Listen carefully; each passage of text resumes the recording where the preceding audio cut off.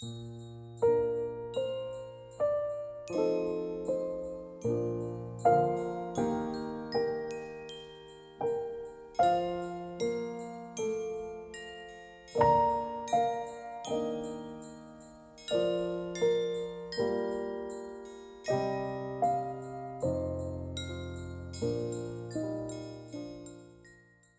everyone, welcome back to another video. I'm here with a special guest today.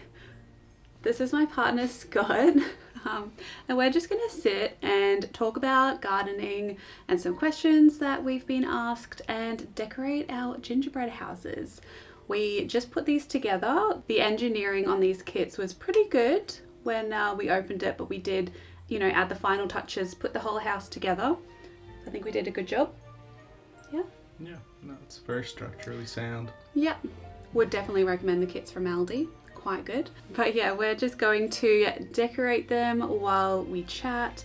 I've got a few questions here on my phone.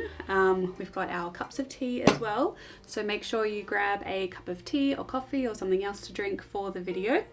We've got our icing for gluing everything on, and yeah, this is definitely not a tutorial on how to decorate gingerbread houses, because I think this is only the second or third time that I've actually done this in my life.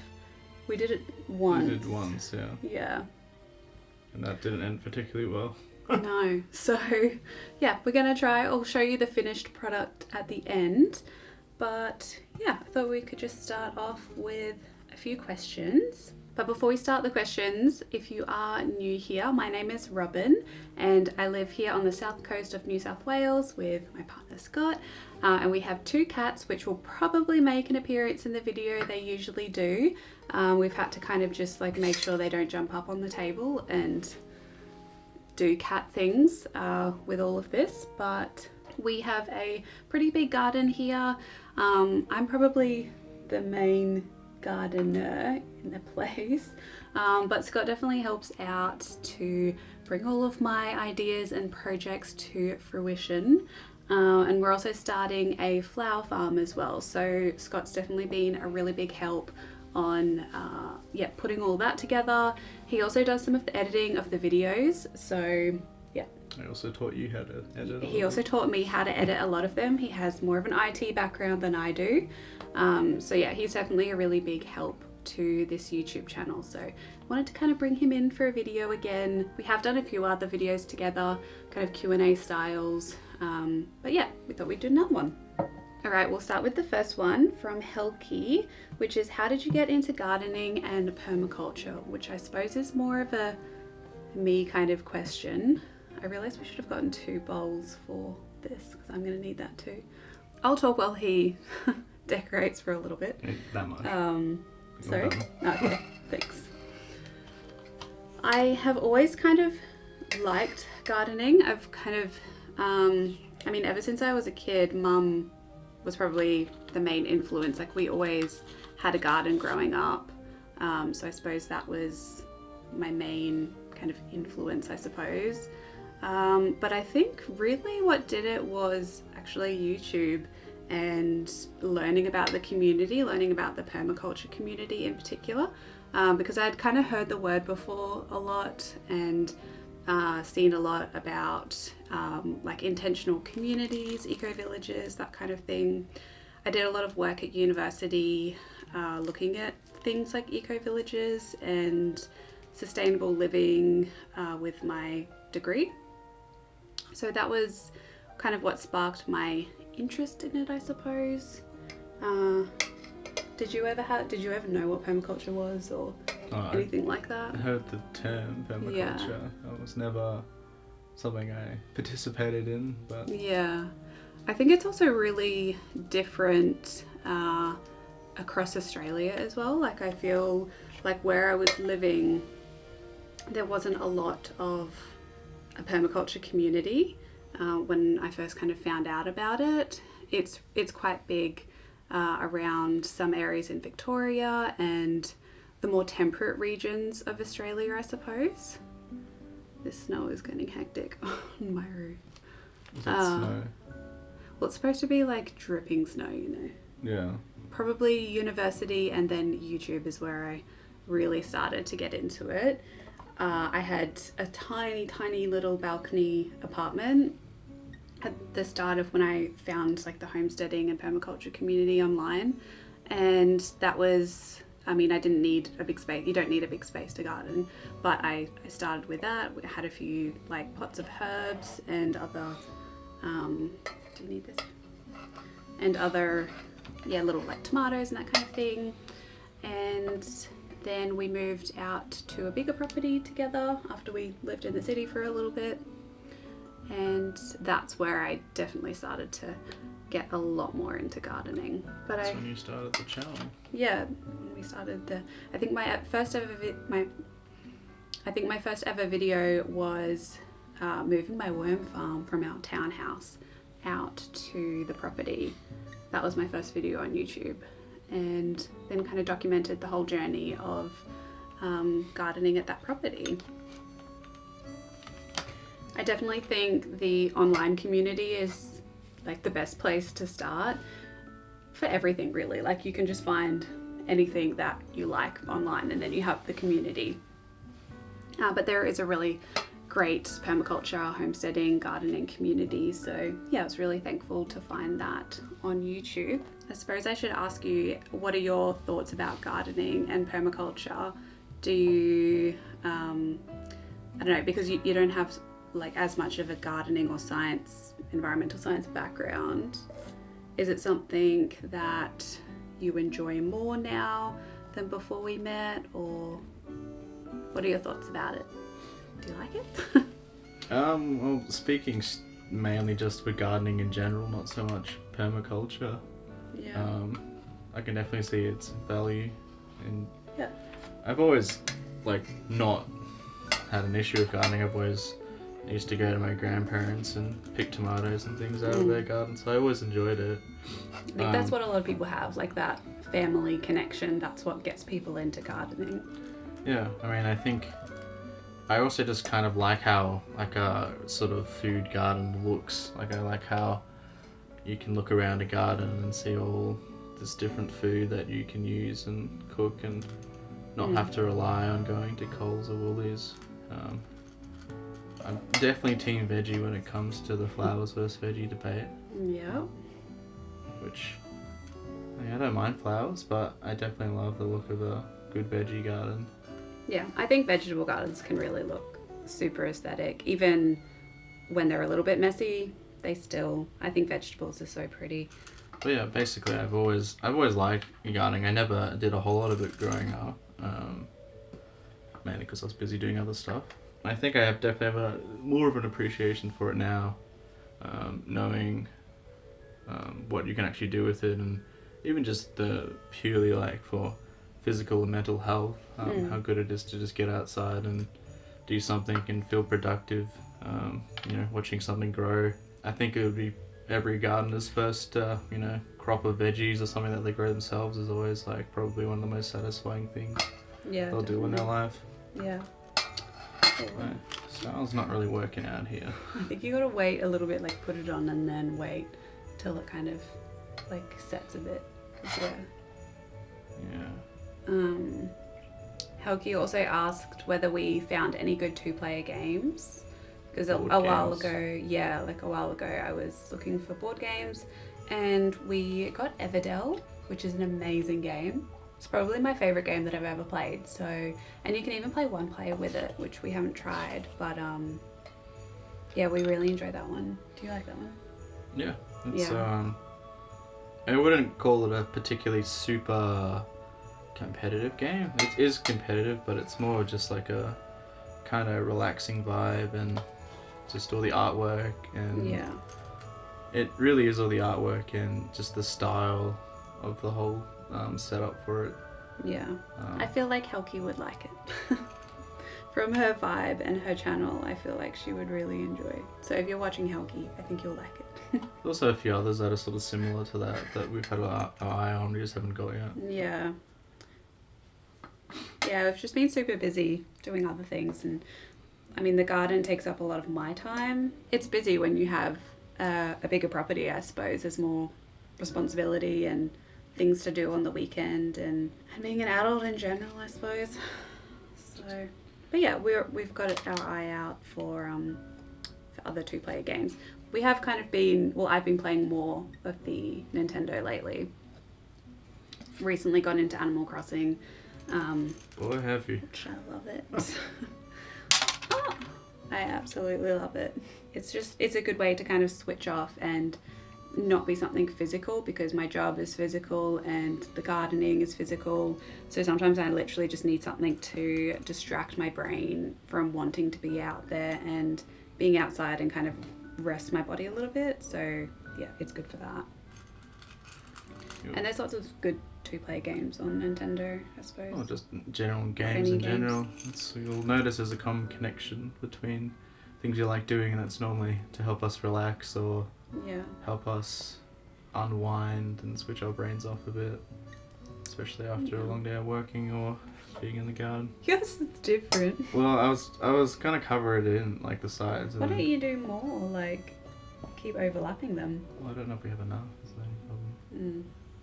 I guess I could do it on one side. And see what it looks like. Okay. Well, and the next question was, how did you guys meet? This is from Carly. Was it a mutual decision to move down to the coast, and how did you come to it? We'll start with those two. So we met in 2017. Come on, you know this. So it was the year before I started my PhD. And we met on a dating app, as so many people do these days.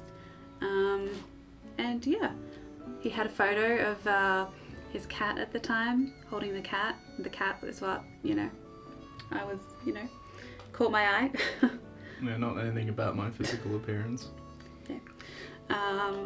So yeah, that was pretty cute. And we also had a few mutual friends that we had seen one, which kind of seeing the mutual friends helped to bring us together, I suppose. And yeah, just kind of had very similar goals, I suppose, in life. We wanted the same things, so it was very easy to talk and have a conversation at the start. Pretty sure we went out to go get pizza. Did we both pay? I can't remember. I think you paid. I think you did. I think it was having a word done. Yeah, I think you did pay. But yeah, I was just so surprised that I don't know. It was just very easy to talk, and we had very similar families in terms of we were the same age as well, and yeah, just it's very easy to talk to, so that was good. Was it a mutual decision to move down here? It was definitely initiated by me. We probably wouldn't be here if it weren't for my Alma's house. This is her house that we're kind of renting, so we had the opportunity.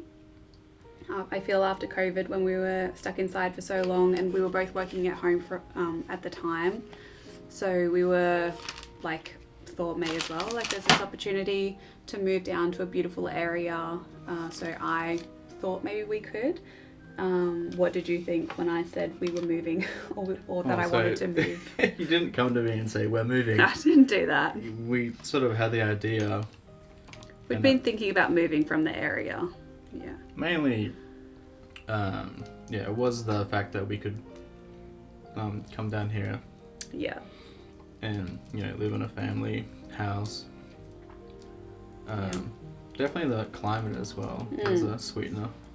Yeah. Just that Brisbane / North Queensland weather is not the most pleasant. Me in particular. Some people love the heat and then really enjoy hot days, but when you have to crank the aircon for about 3 months because it's so hot that if you don't, you'll just sweat. Yeah, I was really craving cooler temperatures as well, just to do more gardening outside and just being outside and enjoy the outdoors a little bit more. It was I don't know, it was just too much in Brisbane. Okay, this is a good one. What are your individual goals and goals as a couple for 2023? What's your individual goal? Or do you have one? Well, I kind of have them split into different categories. I have like, health and physical ones, so I'd like to hit some goals in the gym / fitness. Nice. Yeah, there's something that also brought us together was, well, at the time I was going through like a big weight loss journey, and we started going to the gym a lot. We were very big on the gym. Not now, but it used to be.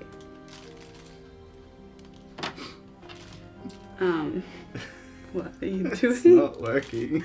Wow, it's raining sprinkles. I was trying to go for, how they have those like earthen houses that have like the grass on the No, roof? it's not grass, it's moss. It's moss, yeah. It's not sticking like I had hoped. Yeah, it's not good. Okay, well, what's another individual goal?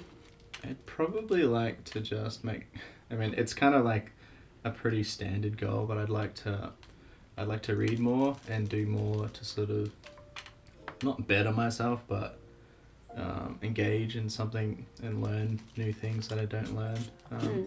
I like to continue sort of learning a new language and whatnot. Just little personal goals. And obviously there's the financial goals and stuff as well, but they're sort of neither here or there at the moment. Yeah, we'd really love to buy a house someday. That's probably more of a couple goal. Yeah, I suppose. Yeah, well, that's probably the main couple goal, I feel. Any other individual ones? No. Keep it simple. Cool.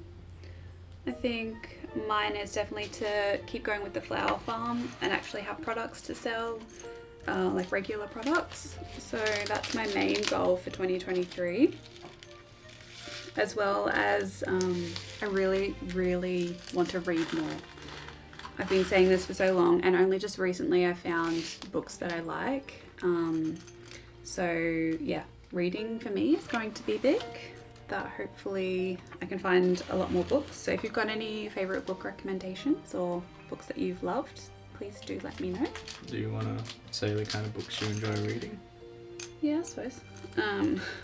I've been kind of enjoying some fantasy style books, as well as anything like nature memoirs. I've been really loving some of those, and not too much sciencey nature books, just because I feel like I've had like an overload of that in my brain. But yeah, anything kind of fiction, nature based, fantasy, fairies. You're really going hardcore with the sprinkles. It's not working very well. It looks great. And I think, for couple goals, it's probably mainly to buy a house or buy land. Yeah, I think we're going down the route of potentially buying land and then building is maybe where we're at right now. So, yeah. There was another question which was similar, kind of like, what are your goals in life, career, family? Maybe career, we could talk about that, what our goals are for career. So for career for me is building this, so not gingerbread houses, but YouTube, and building an online business is something I've wanted to do for a while now, and I think I've got good foundations with YouTube. And what do you do with those? I'm going wild. Scott's house is There's no the rave. Just picture like a 5-year-old doing this, and that's where I'm at right now. Yeah, career, YouTube, flower farming business, and just to really be self-employed is probably my goal for 2023, to see if that's actually possible. And just really work on being able to schedule my time a little bit better so that I can both enjoy, because I love filming videos and love kind of educating people on how to grow food and gardening, and I'm really going to focus more on that next year, on all of the garden side of things, because that's the videos that I love to make, and I want to continue doing that. What about you for career, Scott? obviously, I'd like to just continue progressing in my overall IT career. Yeah. Without saying too much, Scott works in IT, business analyst. Project manager, technical consultant, man of many titles. Important man of business things. Oh no. Yeah, I'd like to just progress with that, keep on moving up, I suppose, and yeah, I mean, obviously everyone loves getting more money from their job, but that's probably not the main thing. Just, you know. We just want, well, I mean, I would like, and I feel like you do too, want a little bit more of a slow life where we have a good stable income, but, you know, there's a lot of other things going on in life that are more important than just the income. Yeah, I'm not a quote unquote hustler. No. I will always pick family over working, so it's been good. As horrible as the pandemic's been and COVID's been, the kind of switch to remote working that a lot of companies have sort of realized does benefit my personal style of living, in that I get to actually be a bit more like homeward based, I guess. Yeah. Or home based. Yeah, we both really like being at home. We're big homebodies. As I know a lot of people also watching this are.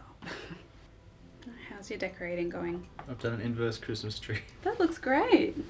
Love it. Artistic. It's a Abstract. deconstructed Christmas tree. Yeah, cool. Where do we eat it now? I'm just gonna be doing some more snow. We're supposed to enjoy it for a while. Alright, here's the big reveal. Are you finished? Wow, look at that. It's beautiful. No, you gotta do the other side and the front. That's what I'm doing. Okay. I'm revealing each one. Yeah, cool. Oh, these are... Where did you get these shoddy candy canes from? They're not even bent the same. Coles. Bloody Coles. Should have gone Woolies. They were Woolworths, actually. Ah, that makes sense, because Coles normally nails it. There we Not go. good. Look at that. Oh, and there was one more question, which was more garden related, which was all about protecting tomatoes from pests without pesticides, which is the age-old question. How do you protect your vegetables without things eating them? Depends on, firstly it depends on what pests you have. If it's things like birds and like parrots, netting, you can try that. I have tried that though, and they just bite some of the netting like through into the tomato, so that's just not cool. But you can use things like neem oil. You probably don't want to use too much of that on the actual fruit though. I'd probably go like netting. If you don't want to use any kind of sprays, netting is the way to go. And also having some that aren't netted close by can mean that sacrificial tomatoes. Exactly, yeah, so that things are attracted to that. I know that's what I did a lot when we lived in Brisbane at the other house that we used to live at, was just having like planting so much more than I actually needed. Granted, if you have the space to do this, I recognize a lot of people don't, but that can be one tactic to just have, you know, bugs go to one plant and then maybe not to the netted ones. But there's honestly not that much you can do without using any kind of spray, other than netting is probably your best bet. And also just making sure that you have a really good healthy plant, so really working on your soil, making sure that the plant is really resilient and robust can really help prevent bugs, and not so much parrots because they'll go for the nice fruit, but yeah, working on soil is really, really important for having an overall healthy ecosystem in your garden and incorporating a lot of biodiversity. I always say that in my videos, just having more plants in your garden, confusing the bugs so that they're not all attracted to just like one crop that you have in like a block area, can also help to deter pests. And also going out in the morning and late at night with, you can use blue torches that have like the blue light to be able to see where grubs are. Oops. Yikes. The wrong side. No. That's fine. Yeah. That's alright. Okay. That's another way you can manually pick off bugs and grubs that are green, that kind of like camouflage themselves into the tomatoes. Those are probably, my best tips, and just hang on in there for either better weather or less bug pressure. It might take a few years to get your gardens really established so that you don't have that. But also it's normal, it's totally normal to have bugs. You should be worried if you don't have like any bug pressure. It might mean that you've either got really bad pesticides or herbicides being sprayed around you, or you're spraying them in your garden to kind of decrease that biodiversity. So don't get too upset if you see bugs. Just think about what the problem might be and then work towards fixing that, rather than first bringing in all of the pesticides, which I know you said you don't want to use anyway. So yeah, good luck with that, and let me know what works for you. So I thought I would kind of end the video off by just sharing a little bit of what our plans are for like the next few months. Wow, hold steady. Wow. Because there will be a little bit of change in the type of content in January. We'll be going back into lots more garden videos in February. We are taking a well-earned break over in the UK, going to go to London and then drive around up to Scotland, see some family over there. Are you excited for that? Very excited. Almost as exciting as this. I'm just focused on this tree. Really focused. He's doing some artwork, so it's beautiful. So yeah, there will be a few other kind of like travel vlogs that I will be filming. There are a few sites that I think you'll love to see. There are some gardens that I will be seeing. Granted, it will be winter, but there is a lot of evergreen plants in some of these places that I would love to share with you all. So let me know if you're interested in that. And yeah, we'll be back to do lots more garden content in the new year. There will be a new year video of like my garden goals for the year, so keep an eye out for that. But after that, then I think there will be a few travel vlogs, and then we'll come back into gardening here, and coming into autumn really. We're gonna have to start preparing the garden and plants for autumn, which is exciting. All right, we're gonna finish decorating our gingerbread houses, but I hope you enjoyed just us answering a few questions, get to see more of Scott. He might be in some more videos coming up, and yeah, he's definitely just such a big help to the channel, so thank you very much for helping out and doing a lot of the editing, and he's gonna edit this video, so yeah, thank you for helping. No worries. Cool. Okay, I will share some clips of what these look like when they are finished and complete. But yeah, thank you so much for watching this video. I hope you're having a lovely day wherever you are in the world, and until my next one, happy gardening everyone. Bye. Bye.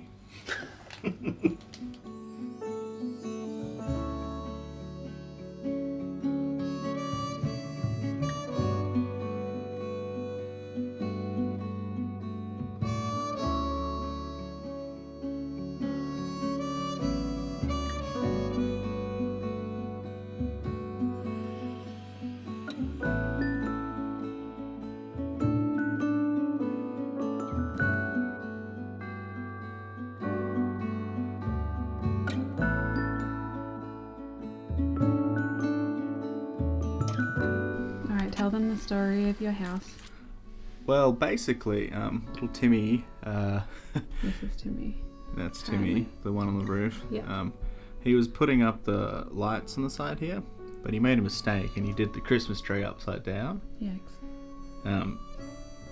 So his mum and sister got a bit, laughed at him a bit, made fun of him a bit. So Not good. he got upset upset, so he stole a loaf of bread and went back up onto the roof, where his mum was telling him to get down because you'll get stuck there because you'll freeze.